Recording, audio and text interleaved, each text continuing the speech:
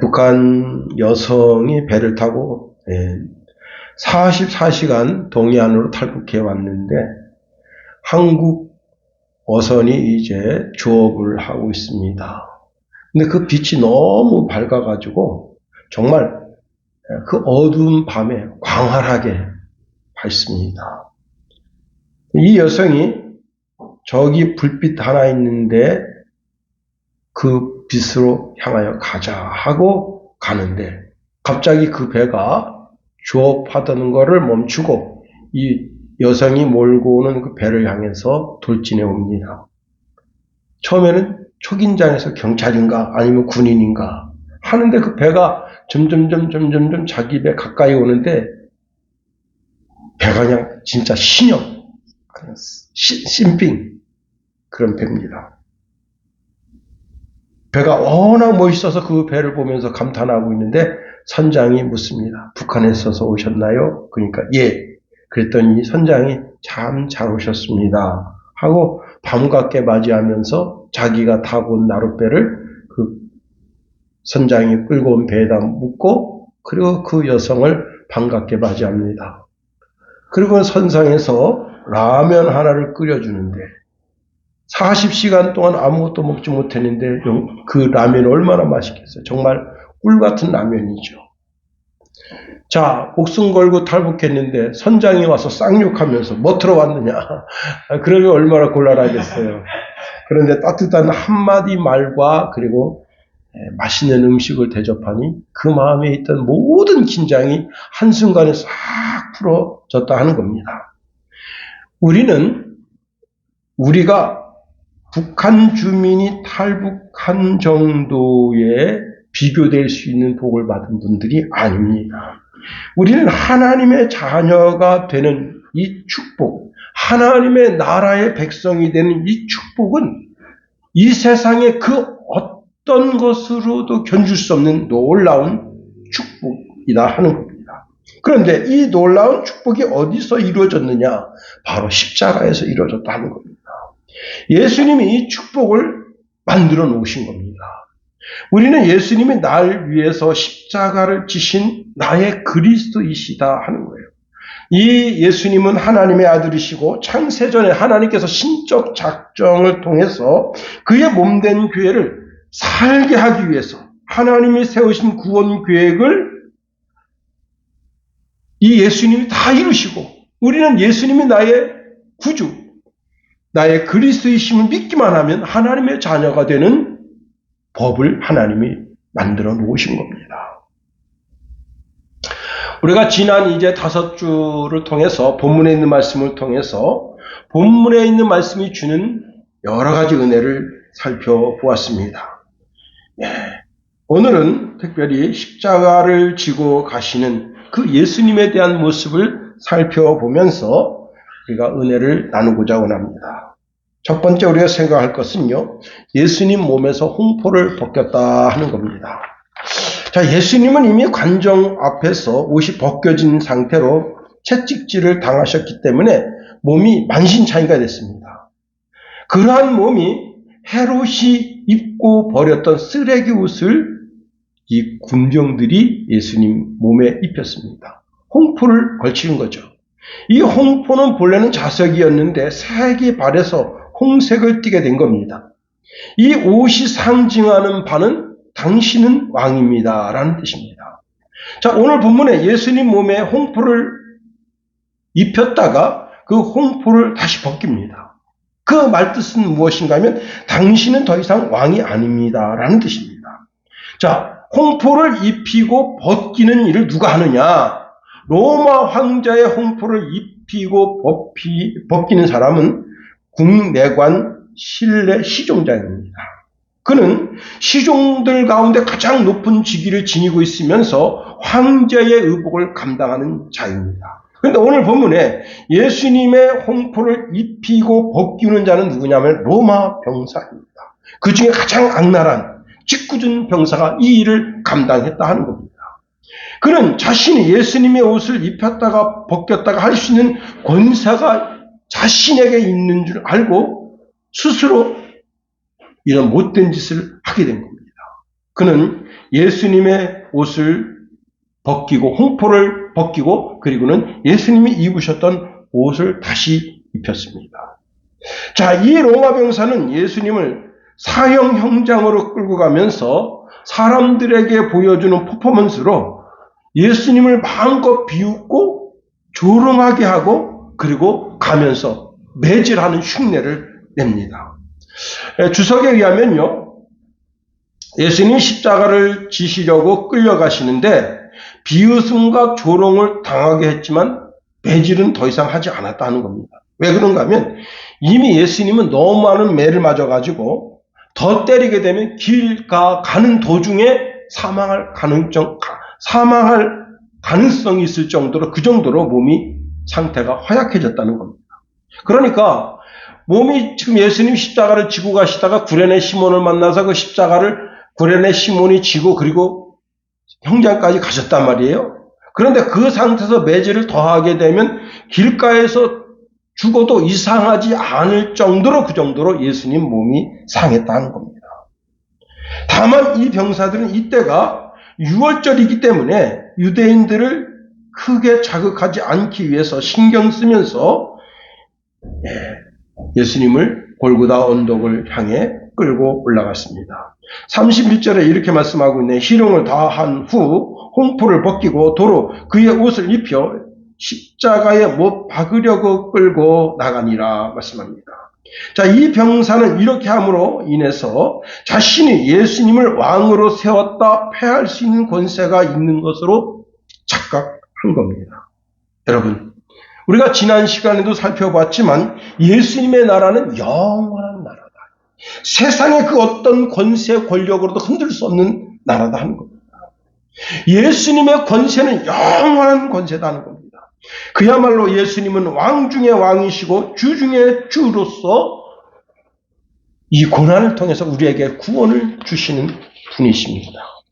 자, 에덴 동산에 아담과 하와의 수치와 허물을 덮기 위해서 어린 양이 그 가죽이 벗겨짐으로 자기는 죽고 아담과 하와의 수치와 허물을 덮어서 살게 한 것처럼 그 에덴 동산의 어린 양의 상징이 바로 예수님이십니다.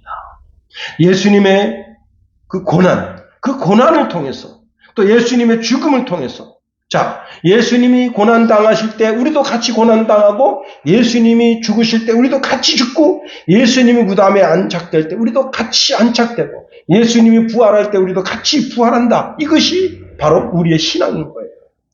로마서 6장 3절 4절 말씀해 보니까 무릇 그리스도 예수와 합하여 세례를 받는 우리는 그의 죽으심과 합하여 세례를 받는 줄을 알지 못하느냐. 그러므로 우리가 그의 죽으심과 합하여 세례를 받음으로 그와 함께 장사되었나니 이는 아버지의 영광으로 말미암아 그리스도를 죽은 자 가운데서 살리심과 같이 우리로 또한 새 생명 가운데서 행하게 하려 함이라 말씀합니다. 그렇습니다. 여러분, 이 병사는 자기가 예수님을 채찍으로 때리기도 하고 가시관을 씌우기도 하고 그리고 예수님에게 더러운 홍포를 입혔다 벗겼다 하기도 하고 예수님을 이제 그 빌라도의 관장에서부터 골고다 언덕까지 약 4-5km 정도 되는 그 거리를 끌고 올라가는데 거기서 그 예수님 그 채찍으로 때리는 흉내를 내고 많은 사람들의 조롱과 희롱을 받게 하고 이 모든 퍼포먼스를 했는데 그는 몰랐다는 겁니다. 성경은 이에 대하여 이렇게 말씀하고 있습니다. 요한복음 19장 37절에 보니까 또 다른 성경에 그들이 그 찌른 자를 보리라 하였느니라. 예수님을 찌른 자가 이분이 메시아였구나. 그걸 알게 되는 날이 있다는 거예요. 주님이 재림하시는 날 주님에게 모질게 대했던 모든 자들이 다 놀라게 된다는 거예요. 요한계시록 1장 7절에 보니까 볼지어다 그가 구름 타고 오시리라. 각 사람의 눈이 그를 보겠고 그를 찌른 자들도 볼 것이요 땅에 있는 모든 족속이 그로 말미암아 애곡하리니. 여러분은 애곡하는 자리에 있게 되지 않게 되기를 예수님의 이름으로 축원해 드립니다. 혼이라도 단 하나라도 예수 그리스도에 관하여 비웃거나 조롱하거나 예수님의 백성들에 대하여 마음을 아프게 하거나 돌을 던지거나 채찍질하는 그런 일이 없기를 바랍니다. 여러분, 그날 예수님이 이 땅에 재림하신 그날, 아하, 그분이 메시아이셨구나. 하나님 자신이셨구나. 왕 중에 왕이고 주인 주 중에 주이신데 그걸 내가 몰랐구나 하고 후회하게 된다 하는 겁니다. 오늘날도 예수님의 옷을 벗기고 예수님에게 매질을 하고 예수님에게 가시관을 씌우고 더러운 홍포를 입히는, 그리고 조롱과 희롱하는 자들이 있다는 것입니다. 그가 누구냐? 마태복음 25장에 보면 하반절에 이들에 대해서 나옵니다. 바로 하나님 좌편에 있는 자들이라는 겁니다. 하나님은 이들에게 말씀하십니다. 저주를 받은 자들아, 나를 떠나 마귀와 그 사자를 위하여 예비된 영원한 불에 들어가라. 내가 줄일 때 너희가 먹을 것을 주지 아니하였고, 목마를 때 마시게 하지 아니하였고, 나그네 되었을 때 영접하지 아니하였고, 헐벗었을 때에 옷 입히지 아니하였고, 병들었을 때 옥에 갇혔을 때 돌아보지 아니하였느니라. 이들이 말합니다. 주여, 우리가 어느 때 주께서 줄이신 것이나 목마르신 것이나 나그네 되신 것이나 헐벗으신 것이나 병드신 것이나 옥에 갇힌 것을 보고 공양하지 아니하더이까 하니까 하나님이 직접 답을 주십니다. 내가 진실로 너희에게 말한다. 이 지극히 작은 자 하나에게 하지 아니한 것이 곧 내게 하지 아니한 것이니라. 여러분, 내 주위에, 내 삶에 정말 힘들고 어려운 자들이 있다면 그가 내가 섬겨야 할 대상인 거예요.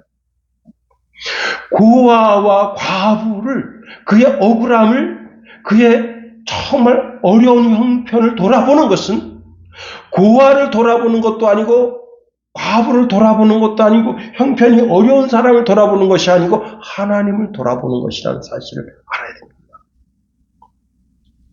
그렇습니다. 그가 비록 이단자라도, 다 종교자라도, 그 누구라도, 모든 사람들이 행악자라고 손가락질하는 자라도 우리는 그에게 사랑으로 대해야 되는 겁니다. 미국의 한 그 엘리베이터 안에 당시 교도소에서 도망 나온 아주 정말 흉악한 강도가 탔습니다. 그 강도가 그 엘리베이터를 타고 가면서 그 여자가 이제 장을 봐가지고 오는데 옆에다 칼을 딱 디미는 거예요. 너 집에 가자. 근데 이 강도는 이미 몇 명을 죽였는가 하면요, 17명인가 죽였어요. 가는 곳곳마다 자기 얼굴 본 사람 무조건 죽이는 거예요. 이 여자도 그러니까 순간적으로 아하, 내가 오늘 죽었구나. 그걸 느낍니다. 집에 들어왔습니다. 이 여자는 그 전철 안에서부터 하나님께 기도합니다. 하나님, 큰일 났습니다. 내가 오늘 죽게 생겼습니다. 내가 어떻게 하면 좋을까요? 그냥 마음속에 담대함이 생깁니다. 내가 마지막으로 섬겨야 될 사람이 바로 이 사람입니다. 내가 오늘 죽더라도 마지막 섬기는 사람이 이 사람입니다. 그래서 자기 집에 들어왔습니다. 그런데 이 여자가 불안해하지 않아요. 편안합니다. 얼굴이 편안해요. 자, 방문을 잠궜습니다. 이제 그 집에 들어서 방문을 잠궜어요. 그 강도가 이제 물 가져와라. 물 갖다 줍니다. 뭐 먹을 거 가져와라. 먹을 거 갖다 줍니다. 근데 편안합니다. 근데 강도가 깜짝 놀라는 거예요. 다른 사람들은 다 발발발 떨면서 나한테 그렇게 막 살려달라고 애원하는데 넌 왜 살려달라 하지 않느냐. 그러니까 말합니다. 내가 뉴스를 보니까 당신은 만난 모든 사람 다 죽인다더라. 근데 나 오늘 죽을 각오하고 있다. 그런데 내가 오늘 섬겨야 될 마지막 사람이라고 생각하고 당신을 섬긴다. 강도 깜짝 놀란 거예요. 나를 섬기다니. 당신이 시키는 대로 다 하겠다. 서비스를 하고 그리고 죽겠다. 그래서 강도가 자기가 여지껏 만나본 강도 가운데 이런 여자는 처음이에요. 그래서 묻습니다. 왜 그런 생각을 하느냐? 나는 그리스도입니다. 내가 이 땅에서 숨 거두기 전에 마지막으로 내가 서비스하는 사람이 당신이길 원한다. 그러면서요, 식사를 대접하는데 진짜 풍성하게, 어차피 죽을 건데 우리 집에 있는 거 최고급 요리 다 해서 만든다 해서 최고급 요리로 식사를 대접합니다. 근데 그 딸도 있어요. 딸도 엄마, 이 아저씨 누구야? 엄마, 이 아저씨 누구야? 우리 집에 온 귀한 손님이야. 인사드려. 예, 안녕하세요. 뭐 인사하고. 얘도 딸도 아무 거리낌 없이 그냥 자동차 가지고 붕붕붕 내고 놀고 있어요. 그게 식사 대접을 받습니다. 사람이요, 식사 대접 받으면 마음이 달라집니다. 그래서 당신이 믿는 하나님 도대체 누구냐? 그러니까 사실 전철의 그 엘리베이터 안에서 우리가 서로 만남을 가진 것도 하나님의 뜻이다. 당신이 다른 사람 만났으면 이런 융숭한 대접을 어떻게 받겠냐? 그리고 복음을 들을 기회가 어디 있었겠냐? 그래서 복음을 쫙 제시해 줍니다. 그랬더니 강도가 마음을 바꿔먹었습니다. 911에 전화해라. 911에 전화했습니다. 그리고 경찰관이 그 집에 들어왔어요. 들어와서 순순히 잡혔어요. 여러분, 우리가 사랑하는 사랑의 대상자는 어쩌면 이 땅에 하나님의 사랑을 몰라 공포와 괴로움 속에 살고 있는 어린 영혼일 수가 있어요. 그 영혼들에게 사랑을 베푸는 것. 그렇습니다. 두 번째로 우리 주님은 십자가에 못 박히기 위해서 끌려 나갔다 말씀하고 있습니다. 31절 하반절에 이렇게 말씀하고 있네요. 십자가에 못 박으려고 끌고 나가니라. 자, 우리 주님은 도살장에 끌려가는 양처럼 끌려 나가십니다. 여기 끌려 나가니라라는 말은, 자, 예수님이 십자가에 못 박힌 시간은요, 유대 시간으로 말하면 제3시인데, 마가복음 15장 25절에 때가 제3시가 되어 십자가에 못 박으니라 말씀합니다. 이 제3시는 몇 시냐? 아침 9시입니다. 그러니까 예수님이 지금 밤새 겟세마네 동산에서 붙잡혀가지고 가야바의 이제 집에 가서 거기서 밤새도록 신문과 조서를 받으면서 이제 거기서 사형 집행 받고 해가 뜨자마자 사내들인 공의회가 이제 모여지게 되면서 거기서 사형 언도를 받고, 그리고 빌라도에게로 넘어와서 사형 집행되기까지 모든 것이 속전속결이다. 그런데 원래 이 사형 집행은 부총독이 전담하게 되어졌는데, 부총독은 나는 이 사형 집행을 할 수 없다고 거부했습니다. 그래서 빌라도가 백부장에게 명령한 거예요. 백부장은 4명의 병사와 함께 이제 사형을 집행하기 위해서 4명의 병사들은 예수님의 신변을 보호하기 위해서 앞뒤 서고, 그리고 예수님을 골고다 언덕을 향하여 끌고 올라가고 있는 겁니다. 야, 한 사람을 죽이는데 이렇게 속전속결로 판결할 수 있는가? 자, 그런데 예수님이 이렇게 사내들인 공의회의 판결을 받고 빌라도의 판결을 받고, 그리고는 유대인의 관습에 따라서 이 사형 언도는 성문 밖에서 이루어지게 되어 있다는 겁니다. 민수기 15장 35절에 보니까 여호와께서 모세에게 이르시되 그 사람을 반드시 죽일지니 온 회중이 진영 밖에서 돌로 그를 칠지니라 말씀하고 있습니다. 히브리서 13장 11절 12절에 보니까 이는 죄를 위한 짐승의 피는 대제사장이 가지고 성소에 들어가고 그 육체는 영문 밖에서 불사름이라. 그러므로 예수도 자기 피로써 백성을 거룩하게 하려고 성문 밖에서 고난을 받으셨느니라 말씀하고 있습니다.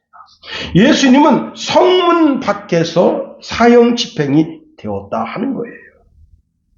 예루살렘 성으로부터, 즉 모든 유대인으로부터 완전히 버림을 받았다는 것을 말씀하고 있습니다. 이에 대해서 이사야 선지자는 이렇게 말합니다.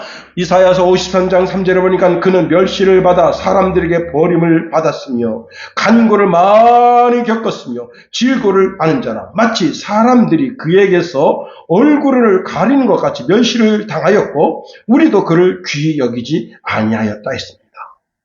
자, 이것이 예수님을 버리는 것. 오늘 이사야서 53장 3절에 보니까 사람들에게 버림을 받는 그것이 무엇이냐? 그 자신 스스로에게 멸망의, 사망의 언도를 내리는 것과 같다는 겁니다. 자, 예수님을 버리는 사람들은 멸망하는 사람이에요. 예수님을 버리는 성은 멸망성이에요. 잘 들으세요. 자, 이 예루살렘 성은 이제 멸망성이 된 겁니다.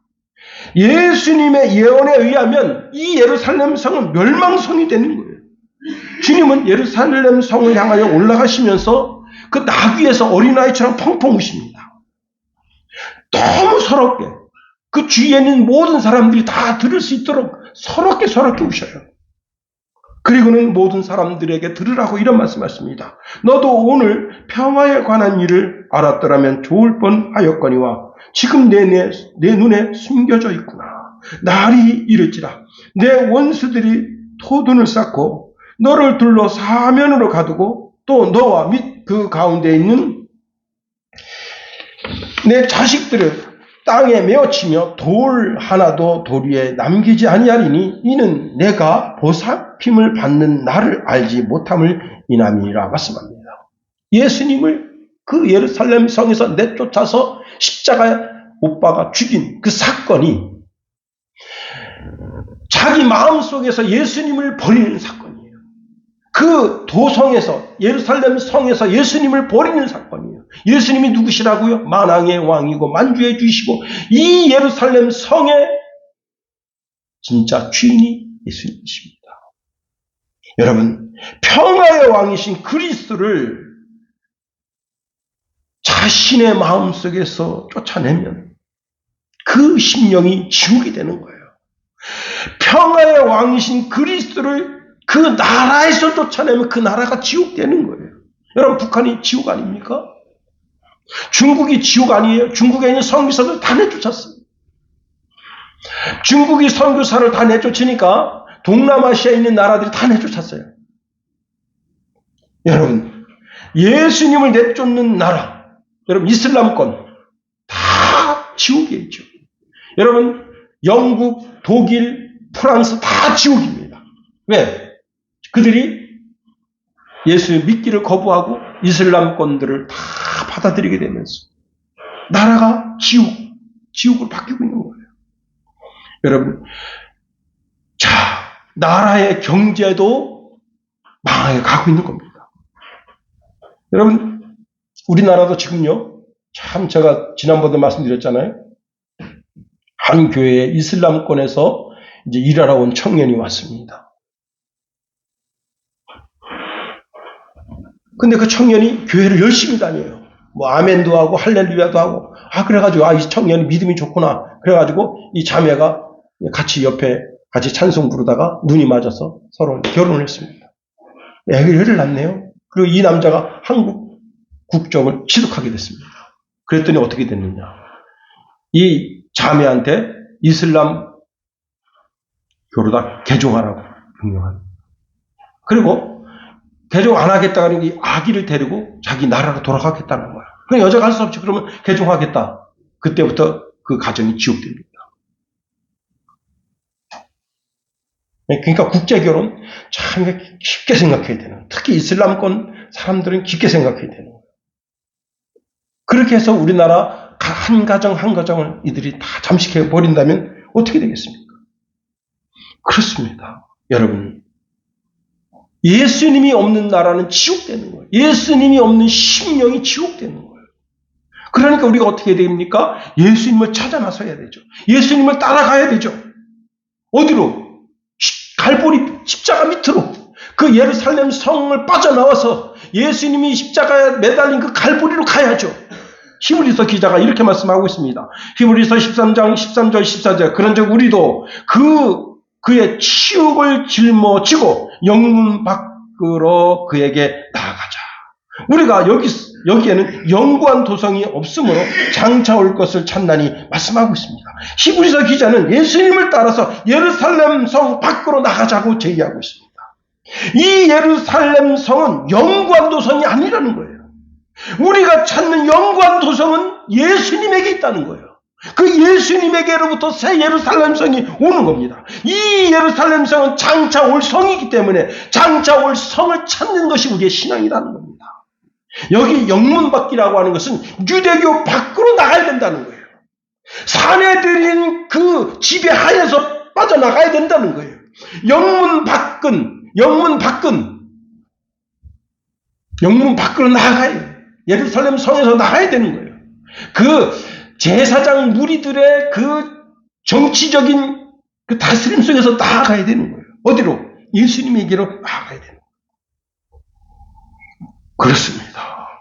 예수님이 달리신 그 십자가가 새로운 곳이 되었습니다.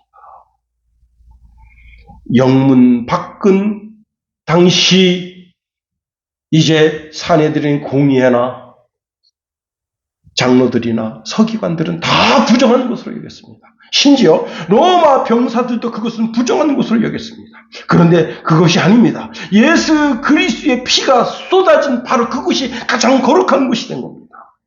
이제 영문 안이 더럽고 부정한 것이 되었고 영문 밖이 그리스도를 십자가에 못 박아 죽인 바로 그것이 가장 거룩한 것이 된 것이에요. 비록 부정하고 더럽고 추한 곳이라도 영문 밖에 그리스도가 계시니 이젠 우리가 그 거룩한 곳, 영광스러운 그곳을 향해 찾아 나가야 되는 겁니다. 여러분, 모세는 호렙산에서 하나님께로부터 명령을 받습니다. 내 발에서 신을 벗으라. 자기가 지난 모든 죄악된 생활을 벗어버리고 하나님께서 주시는 새 마음을 품으라는 거예요.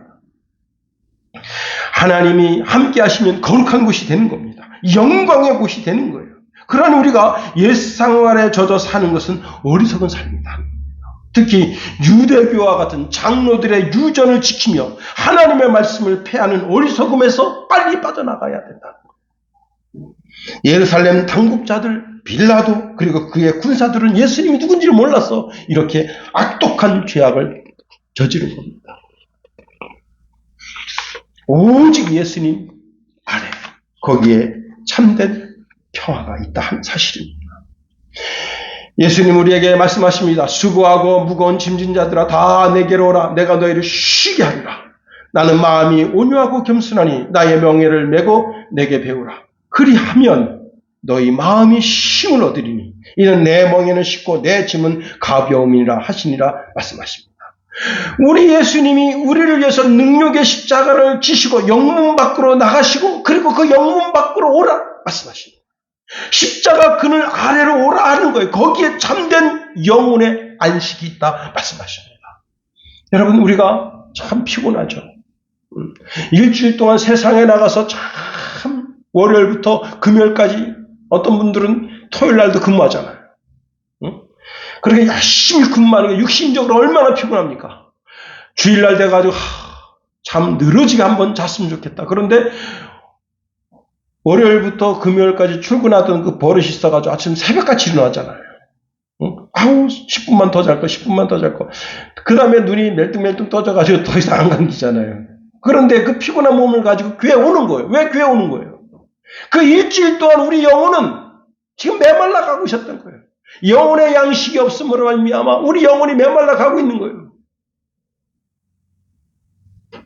전 세계적으로 아주 희귀병이 있는데요. 그 몸에 있는 수분이 3시간 만에 빠져나가는 거예요. 그래서 죽는 거예요.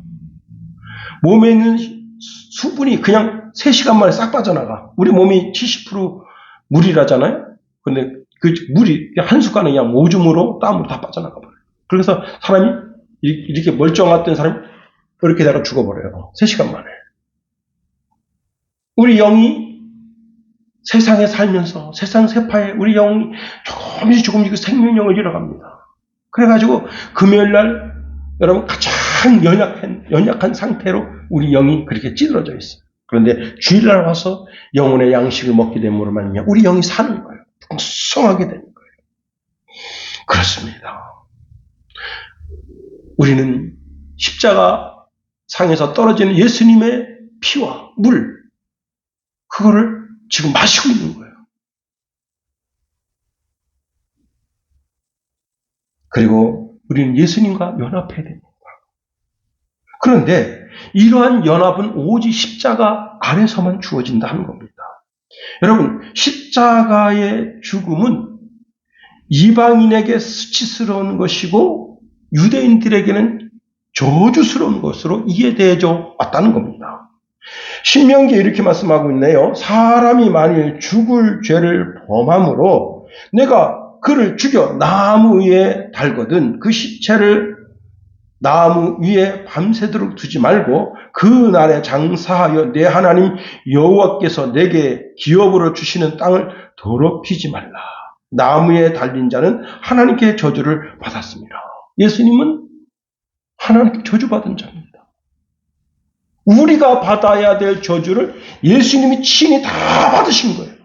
갈라디아서 3장 13절에 이렇게 말씀하고 있습니다. 그리스도께서 우리를 위하여 저주를 받은 바 되사 율법의 저주에서 우리를 속량하셨으니 기록된 바 나무에 달린 자마다 저주 아래에 있는 자라 하였습니다. 주님은 친히 우리를 위해서 저주를 담당하셨습니다. 수치와 치욕을 다 담당하셨어요. 그리고 우리에게는 주님이 주고 싶어 하시는 행복, 아름다움을 거기서 주기를 원하시는 그 십자가 안에서 주기를 원하신다. 마태복음 10장 37절 38절에 보니까 아버지나 어머니를 나보다 더 사랑하는 자는 내게 합당하지 아니하고 아들이나 딸을 나보다 더 사랑하는 자도 내게 합당하지 아니하며 또 자기 십자가를 지고 나를 따르지 않는 자도 내게 합당하지 아니하니라. 주님 우리에게 말씀하십니다. 너는 네 십자가를 지고 나를 따라라. 예수님은 많은 사람들과 제자들을 바라보시면서 누구든지 나를 따르려면 자기를 부인하고 자기 십자가를 지고 나를 따라오너라 말씀하십니다. 여러분, 이 십자가가 뭐예요? 사명이래요. 내게 주어진 사명이다. 그 사명이 무엇입니까? 세상의 사명은 아주 분명해요. 칼라가 분명합니다. 어떤 사람은 운전하는 일로 자기 사명을 가지고 있습니다. 네. 제가 이제 그 텃밭에서 일을 하는데 그 동네 어르신이 오셨어요. 당신도 한 17년 동안 운전하셨다네요. 이야, 대단합니다. 춘천시, 춘천 버스, 시내버스 17년 동안 운전하셨대요. 내가 대단하십니다 그랬더니, 뭐 아무것도 아닙니다. 그게 자기 사명이죠. 어떤 분은, 여러분, 비행기를 조종합니다. 전투기. 멋지죠. 응? 우리나라 35기종 그냥 하늘에 그냥 스텔스 기능 가지고 하늘 날면서 얼마나 멋있습니까? 뜨기도 하고 내리기도 하고 또 소방관 다 사명이죠. 자기 사명이 자기의 직업이 됩니다. 근데 그리스도인의 사명은 뭐냐? 그리스도인의 사명은 정직이라 할 수 있어요. 내가 소방관으로 삽니다. 소방관으로 사는데 거기 거짓된 삶이 있을 수 있어요. 추악한 삶이 살 수 있어요. 그런데 그리스도인들은 거기에 정직한 삶. 다시 말하면 자기 삶을 통하여 그리스도 예수를 나타내는 거예요. 십자가를 지고 주님을 따라가는 모습이 그 삶 속에서 나타나 보여지는 거예요. 사도 바울은 이런 고백을 합니다. 갈라디아서 2장 20절에 보니까 내가 그리스도와 함께 십자가에 못 박혔나니 그런즉 이제는 내가 사는 것이 아니요 오직 내 안에서 그리스도께서 사시는 것이다. 이제 내가 육체 가운데 사는 것은 나를 사랑하사 나를 위하여 자기 자신을 버리신 하나님의 아들을 믿는 믿음 안에서 사는 것이라 말씀하십니다. 예수님께서 십자가를 지시고 영문 밖에 나아가셨어. 그 십자가에서 이루신 하나님의 진정한 평화가 오늘 우리 속에 임함으로 말미암아 여러분도 저도 다 십자가를 지고 주님을 따라 마지막 새 예루살렘 성에 입성하기까지 우리의 신앙이 그 주님 의지하고 주님 주신 십자가를 지고 따르는 그런 거룩한 행진이 여러분 속에 있어지게 되기를 예수님의 이름으로 축원해 드립니다.